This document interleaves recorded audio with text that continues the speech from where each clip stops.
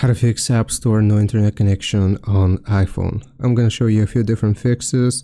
Open up your settings on your iPhone, and the first thing that I suggest doing is making sure that airplane mode is not turned on right above your Wi-Fi. Now, if you have confirmed this, then we can proceed to the second method, which is going to be clicking on your Apple ID and then signing out at the bottom and then signing back in. If that doesn't work either, the next thing that I suggest doing is switching over from Wi-Fi to mobile data and vice versa. If you're using mobile data, try switching to a Wi-Fi network, and if that doesn't work, you can do the opposite as well. And the last method, which I'm gonna suggest doing, is gonna be searching for reset network, just like that, and we'll click on reset network settings.